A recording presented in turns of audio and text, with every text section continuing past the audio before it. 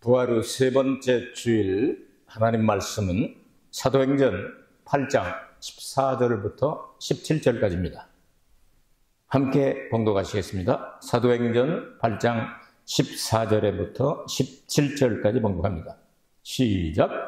예루살렘에 있는 사도들이 사마리아로 하나님의 말씀을 받았다함을 듣고 베드로와 요한을 보내매 그들이 내려가서 저희를 위하여 성령 받기를 기도하니 이는 아직 한 사람에게도 성령 내리신 이 일이 없고 오직 주 예수의 이름으로 세례만 받을 뿐이로라.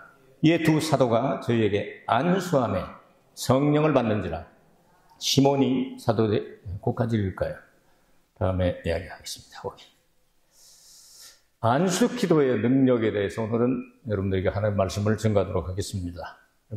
안수는 목사 안수라든지 이렇게 의식을 행하는 그러한 안수 예도 있습니다. 그러나 여기서 나오는 안수 기도는 성령을 받기 위한 안수 기도를 이야기하고 있습니다.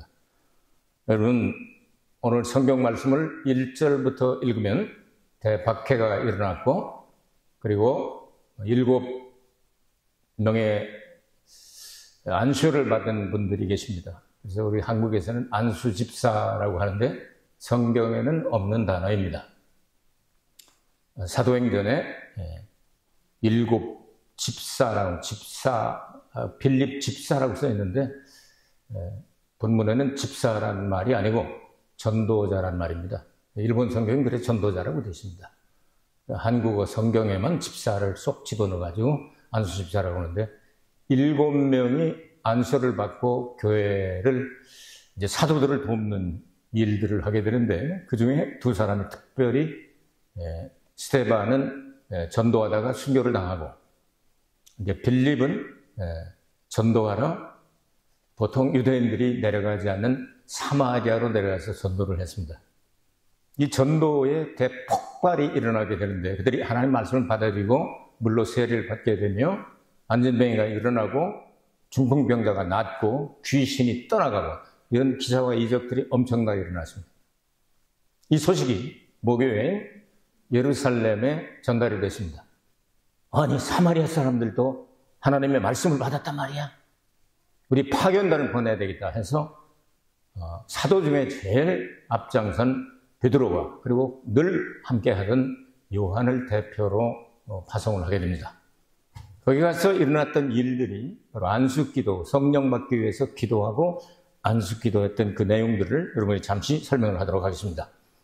사마리아 성의 대부흥운동을 우리가 생각할 수가 있는데요. 왜 이런 사마리아에 교회가 세워지고 부흥운동이 일어나냐면 원인은 예수님께서 말씀하시기를 예루살렘과 온 유대와 사마리아와 땅끝까지 이르러 내 증인이 되게 하리라 하고 말씀하셨습니다.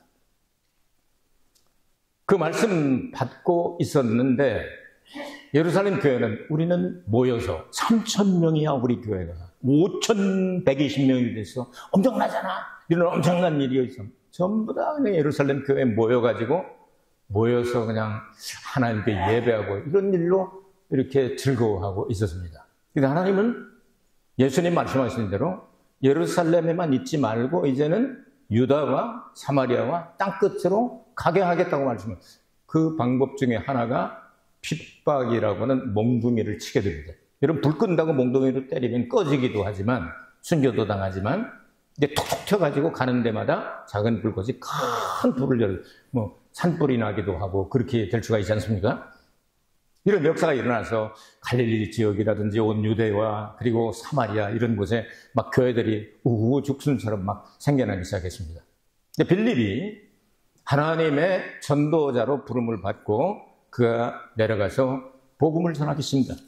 그 복음을 전하기 시작하니까 이야 이런 말씀이 있었구나 하면서 사람들이 얼마나 많은 사람들이 모여요. 더구나 복음을 증거할 때는 하나님께서 수많은 기사와 이적과 표적들을 따라가시기 때문에 귀신이 쫓겨나가고 안전병에 일어나고 중풍병자가 빨떡빨떡 일어나고 막 장님이 눈을 펑펑 뜨고 막 역사가 일어나게 되니까 사람들이 소문을 내면서 어떤 분이 한 번 와서 예수님이 제자라고 하는데 막 복음을 전하는데 우리 들어보지 못한 거예요. 사람들이 모여서 다 회개하고 세례를 받고 해서 그 결과가 어떻게 되냐면 18장 8절에 보니까 8장 8절에 사마리아 성에 큰 기쁨이 있다.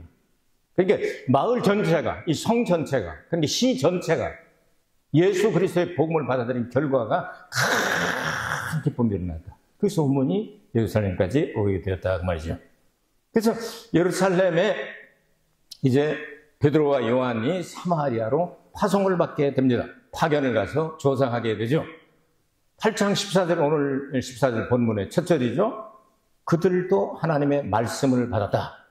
하나님의 말씀을 받는 것이 얼마나 중요한지 모릅니다. 하나님의 말씀이 사마리아 사람들에게 이렇게 들어갔다 하면 그 말씀이 곧 복음입니다. 이 복음이 들어가게 되면 사람이 변화가 일어나기 시작을 하게 되죠. 그 내용을 보고, 그런데 이제 베드로와 요한이 거기 가서 딱 보았는데 사마리아 전도는 사실 예수님께서도 하시고 싶었지만 시기상조였던 것 같습니다. 사마리아를 우리가 가서 복음을 전도할까요? 할 때 아직 이르다는 뜻으로 말씀하셨습니다. 그래서 예수님께서 한 번 통행을 하시게 되죠. 수가성 우물가에 앉아있던 우물가 여인에게 복음을 전한 그 하나로 해놓고 이제 때가 되면 사마리아로 너희들 가게 될 것이다. 이렇게 보내겠다. 이렇게 말씀을 하셨는데 그대로 되어지게 됩니다. 베드로와 요한이 가서 조사를 해보니까 있을 건 다 있어요. 회개가 있었죠. 기적이 있었죠. 치료가 있었죠. 그 다음 세례 받았죠. 귀신이 쫓겨나갔죠. 다 있습니다. 이들이 부족한 것은 성령 받는 것만 하면 되겠구나 하는 것을 알게 되죠. 그것이 15절 말씀이죠. 그들이 내려가서 저희를 위하여 성령 받기를 기도하여. 여러분, 성령 받기 위해서 기도해야 합니다. 그러면 하나님의 말씀과 하나님의 성령은 언제나 함께 시작해서 함께 갑니다. 말씀은 영원하니까 태초에 말씀이 계신 자, 말씀이 하나님과 함께 하셨으니 이 말씀은 곧 하나님이라 했습니다. 그러면 기록된 하나님의 말씀을 우리는 보통 이 성경 언어로 로고스라고 이야기를 합니다. 그리고 선포되는 말씀은 뢰마라고 합니다. 그러니까 이 기록된 말씀이 살아서 성령을 통하여 움직일 때 그렇게 이야기합니다. 더 알기 쉽게 설명을 한다면, 여러분, 일본이 지금 쌀값이 많이 올라가지고 굉장히 시끄럽죠? 그래서 일본 여자들이 한국 가가지고 쌀을 10kg, 5kg 사가지고 오고 싶어 하는데, 이게 또 쿼런틴 거쳐야 되죠? 검역을 거쳐야 올 수 있기 때문에, 한국에 이렇게 좋은 쌀이 많았는데, 예전엔 저 몰랐어요. 사오고 싶은데, 가져오는데 걸릴까봐 못 가져오죠? 훨씬 비싸지 않았습니까? 1월 달에 쌀값하고 지금 쌀값 보면 얼마나 비싸요? 2배 반 비싸죠? 이렇게 이제 쌀값이 비싼 그런 시대가 되었는데요. 여러분, 이 쌀을 하나님의 로고스, 기록된 하나님의 말씀이라고 한번 비유를 해봅시다. 비유로 얘기하는 겁니다. 그래서 그 이 쌀을 너무 배고플 때는 그냥 깨물어 먹을 수 있습니다. 먹을 수도 있어요. 그죠? 먹으면 안 되는 건 아니죠. 먹고 사는 게 쌀이니까. 근데 그 쌀을 여러분 보통 그냥 잡수십니까? 집에서 밥을 해서 잡수십니까? 이걸 질문이라고 합니까? 이걸 여러분 어떻게 그냥 잡숴요? 아니면 그럼 웬만한 사람 먹는다 하죠. 틀리면 어떡할 거야? 에?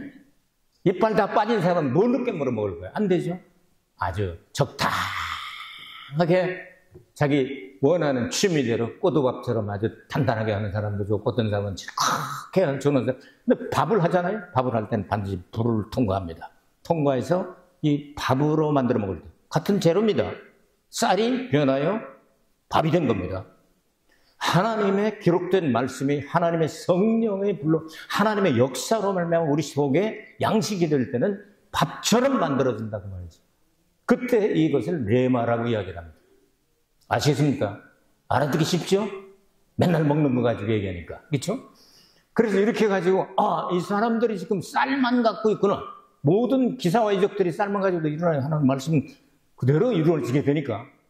근데 성령 받는 거는, 이거는 말씀 받았다 하는 거고 성령 받았다는 거 구분하고 있잖아요, 오늘 성경에서. 성령을 받아야 되겠구나. 이거 성령 받기를 위해서 기도를 했다. 그러면 하나님의 성령이 불은 아니지만 불 같은 역사를 해서 탁 떠서 밥을 만들었으니까 얼마나 먹기가 쉽겠어요? 그렇죠? 그래서 이제 16절, 17절에서는 성령을 받는 그 수단과 방법 가운데 하나가 안수기도다 그 말이에요. 안수 기도를 해서, 자, 물 세례와 성령 세례와 같은 겁니까? 다른 겁니까? 오늘 성경에 보니까 주 예수 이름으로 물로 세례를 받았을 뿐이다. 그 아무에게도 성령이 내리지 아니했다 했으니까. 같아요, 달라요? 함께 받는 사람도 있을 수 있어요. 성령 세례를 먼저 받고 고넬료 집안처럼 그 다음에 늦게 물 세례 받는 그런 경우도 있고요. 함께 받을 수도 있고 또 따로 받을 수도 있고 그래요. 자, 이런 역사가 일어나게 되는데 성령 세례와 물 세례를 전부 구분하고 있습니다. 사도행전에 4번 성령의 세례를 베푸는 장면이 나오는데 사도행전 2장에는 예루살렘 교회가 성령을 받을 때 그들은 이미 예수님을 통하여 예수님 제자를 통하여 세례요한을 통하여 물 세례를 받았던 사람들입니다. 이 사람들에게 하나님께서 성령으로 세례를 주시는 장면이 나오죠. 그 12 제자들, 그 제자들 모였던 사람들, 이 사람들이 성령의 세례를 받았다고 성경은 말씀하고 있어요. 자, 그러면 사도행전 8장에 빌립의 전도를 받고 회개하고 예수님의 이름으로 물세례 받았어요? 안 받았어요? 받아가지고 온 성이 다 그냥 큰 기쁨이 넘쳤다 그렇게 기록을 하고 있죠? 이게 세례 받은 사람들이에요. 세례 받은 사람들인데, 자, 이건 조금 이따가 얘기하고요. 그러면 사도행전 10장에 가면은 베드로가 초청을 받아서 가정교회였던 고넬료의 가정에 가서 말씀을 전할 때 성령을 먼저 받았어요. 그러니까 물세례 주는 것을 누가 금지할 수가 있겠느냐고 물세례를 주고서 올라왔단 말이에요. 사도행전 19장에 보면 에베소 교회에 가서 보니까 아볼로 목사님이 목회를 하셨는데 말씀은 잘 가르쳐놨는데 성령을 못 받은 것 같아가지고 야, 너희가 믿을 때 성령을 받았냐? 성령이 뭡니까? 우리는 성령이 있으면 듣지도 못했습니다. 그럼 무슨 세례 받았냐? 예수님의 이름으로 세례 받았는데요. 그럼 성령 세례 받아야 되고 바울이 안수하니까 12사람이 성령 세례를 받았더라. 12사람을 건드렸더라. 그렇죠? 구분하고 있습니다. 자, 구분되었죠? 이거는 여러분 성경으로 증명했습니다. 그럼 17절에 이 구분되었는데 물세례 받고 혹은 뭐 물세례 아직 받지 않은 사람이 있을 수도 있겠죠? 그들을 향하여 성령 받기를 위하여 기도하고 사도들이 그들의 머리 위에 손을 얹으면 성령을 받았다. 이렇게 안수죠. 한자로 쓰면은 머리 위에 이렇게 손을 얹었다 해서 안수라고 얘기를 합니다. 자, 이때 어떤 역사가 일어났을지를 우리가 한번 성경을 통해서 찾아내보자 이거예요. 자, 여러분, 이미 빌립을 통하여 사마리아 성에 큰 기쁨이 있을 때 뭐가 일어났습니까? 물세가 있었죠. 물세례 받았죠. 회개가 있었죠. 중풍병자가 나았죠. 귀신이 쫓겨나갔죠. 안진병에 일어났다고 기록을 하죠. 큰 기쁨이 있어요. 그러니까 있을 건 다 있네? 근데 못 받은 게 뭐예요? 성령이에요. 그럼 성령은 눈에 보이지 않습니다. 그럼 이걸 어떻게 구분하냐고 말했어요. 어떻게, 무엇을 받으면 성령 받았다고 말할 수가 있겠느냐? 8장 17절을 보시기 바랍니다. 17절에, 자, 이제 그들이 안수를 받을 때 성령을 받았다. 그럼 성령 받은 그런데 증거가 나타났으니까 거기 모였던 사람들이 성령 받았구나 하는 걸 알았을 거 아니에요. 자, 이걸 어떤 교단에서는요, 교리로 정한 교단이 있습니다.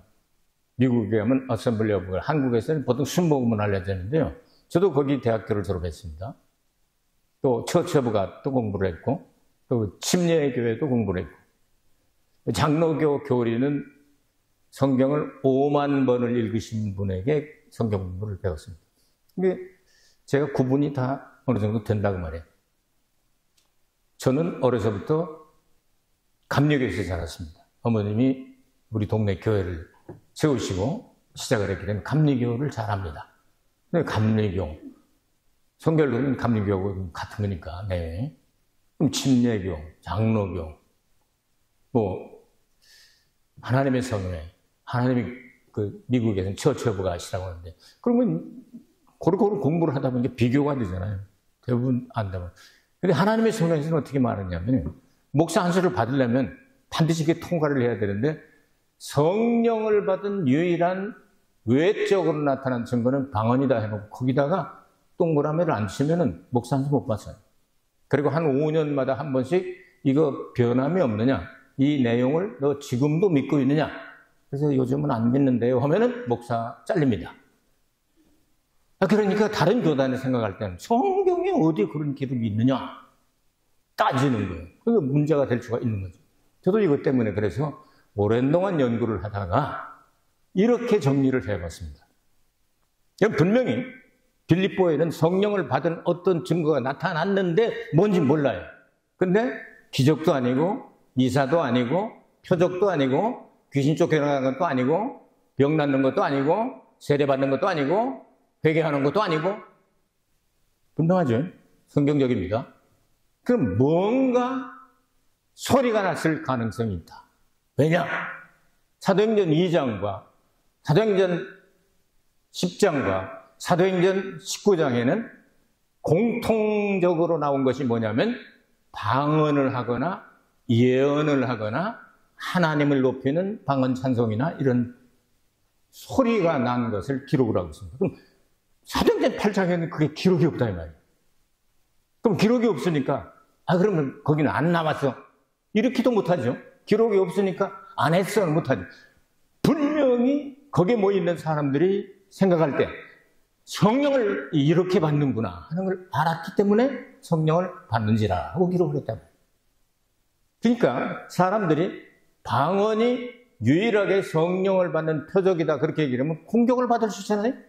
그래서 제가 생각하는 단어가 하나님을 높이는 것도 영적인 일이고 예언도 영적인 일이고 방언도 영적인 일이고 방언 통역도 영적인 일이고 말하는 은사예요.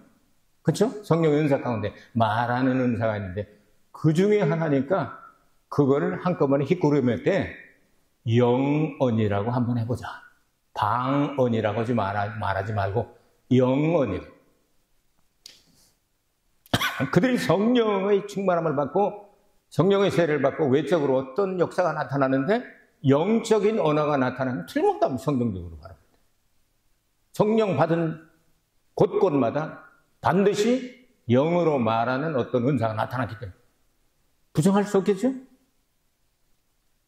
자, 그러면 영적인 언어가 나왔다. 그러면 방언을 받고 난 다음 통역이 나왔거나 아니면 통역의 은사를 먼저 받고 방언을 통역하다가 방언을 할 수가 있는 사람이 있을 수도 있고 또 예언을 할 수 있는 사람이 있을 수도 있고 또 방언으로 하나님을 찬양하는 소리. 뭐 중국 선교사님들 가면 전혀 말도 안 통하는 사람들인데 그냥 안수하면요 그냥 우리가 과거에 들어보지 못했던 그 아름다운 곡조로 할머니들이 방언으로 막 찬양을 막 시작을 합니다. 이게 선교지에 나가면 그런 일들을 많이 보게 됩니다. 이런 거를 생각하게 될 때 성령 세례의 외적인 어떤 증거가 나타나는데 이것은 아마도 들리는 소리였을 것이다. 그 방언하는 소리를 듣고 초대교회도 이 어찌된 일이냐 하고 어떤 사람은 조롱해서 술이 취했다 하는데 아침 9시인데 무슨 술 취했어 하면서 베드로 설교하는 장면이 사도행전 2장에 나오지 않습니까? 자, 그럼 이런 요정만 알아봐. 자, 여러분 가운데 방언을 아직 못하는 분이 계시면 구하십시오. 방언을 하신 분은 통역을 구하십시오. 하나님께서 구하면 주신다고 말씀하셨어요. 그럼 저 개인적인 얘기 해도 됩니까? 되지요. 안 될 거 없죠.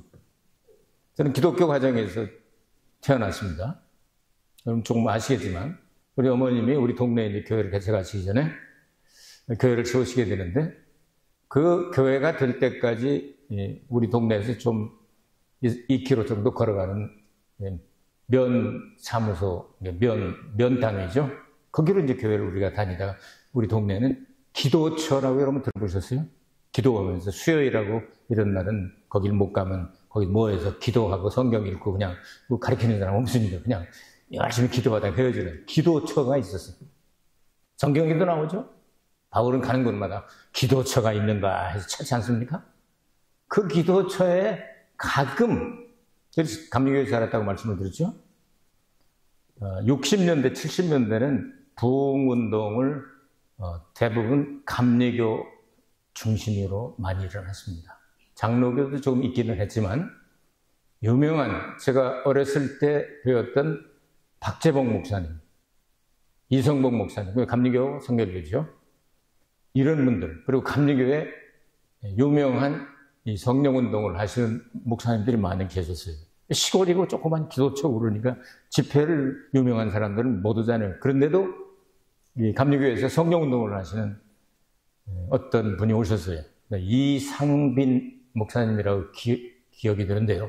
뭐 50년 전 일이니까 60년 전 일이니까 60년 더 지난 일이니까 이제 하늘나라에 가셨겠죠? 그분이 오셔서 이제 기도처에서 조그만 방 뭐 한 3평, 4평 되는 그런 데 가지고 그냥 콩나물 시루처럼 그냥 크다 이렇게 앉아가지고 하면서 그냥 뭐 머리를 따로 놀고 박수 따로 놀고 이러면서 얼마나 열심히 기도하고 그랬는지 몰라요. 근데 그 어른들 틈에 끼어가지고 조그만 학생이 싹 하니까 그 목사님 바라보실 때 굉장히 귀여웠던 거 봐요. 너 이름이 뭐냐? 강원인데요. 강원이 무언 강원이냐? 이강원이요. 그러더니 가시고 난 다음에 가끔 이제 편지를 보내요. 어떻게 교회가 잘 됐냐, 별일 없냐. 옛날에 이제 긴 편지를 보낸 경우도 있지만 간단하게 인사하는 편지, 항학기라고 그러잖아요. 엽서에다가 보내는데 그 엽서에 몇 자밖에 못 씁니다. 그 몇 자밖에 안 되는다. 제 이름을 꼭 넣어가지고 강원이 잘 있느냐. 목사님들한테 사랑받으면 좋은 거예요. 근데 여기서 안수를 해주면 너는 세계에 나가서 복음을 전하는 종이 될 것이다. 여러 말씀을 주시더라고요. 그랬더니 세계 지금 한 4, 50나라 다니면서 복음을 전했잖아요. 그대로 되는 거예요. 하나님 말씀을 받으면 그대로 되는 거예요. 이렇게 해가지고 어려서부터 신앙생활을 하다가 이제 10대에 들어가기 시작할 때 감리교회에서 잘하신 분들은 이름 들어보면 아실 텐데 안상열 목사님이나 고달삼 목사님 이런 분들이 막 다니셨어요. 근데 안상열 목사님 오셨을 때 이분이 안수로 입에서 방언이 터져나온 거예요. 그들은 이제 지금 이제 매일 방언하죠. 방언 기도를 하죠. 거기다가 어렸을 때 박채봉 목사님도 감리교회. 여러분 박채봉 목사님 들어보셨어요? 그분은 이제 88, 9세까지 마지막에 미국에서 돌아가셨는데 엄청났습니다. 그분은 또 이 말씀의 능력이 얼마나 센지 말씀하고서 그 낮 집회, 저녁 집회 사이에는 꼭 낚시 가가지고 기도하시면서 그냥 기도하면 역사가 일어나면 기적이 일어나고 서울에서 전화를 대고 기도했는데 팔 떨어진 사람이 부산에서 붙는 그런 기사와 이적들이 일어나는 그런 분도 배웠고 이성봉 목사님은 또 38 시험을 해가지고 이걸 만지시면서 그건 이북에서 내려오신 분이거든요. 그러니까 이 38 시험, 이 38선이 무너질지어다 하면서 그 38선 무너지는 건 못 보고서 먼저 가셨죠. 어쨌든 기도는 이루어질 거 아니에요. 언젠가 무너질 거 아니겠어요? 이런 분들을 통해서 은혜를 많이 받으면서 자랐단 말이에요. 그분들이 한 번씩 안수를 하면 그냥 막 뒤집어지고 성령을 받고 그렇게 하는.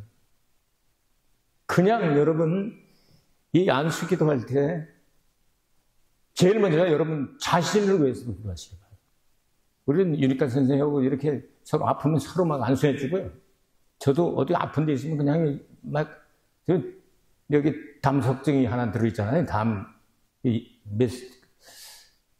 하여튼 너무 아직 크지 않아가지고 수술을 못 한대요. 근데 가끔가다 찌르거든요. 아프면 여기다 대고서 쉐쉐 이놈으로 그냥 막 때리면서 막 기도하면 또 가라앉고 그래요. 자신을 위해서도 기도할 수 있어요. 네? 그 타인을 위해서도 기도할 수 있고, 특별히 여러분, 가족이 있고, 가까운 사람이 있으면,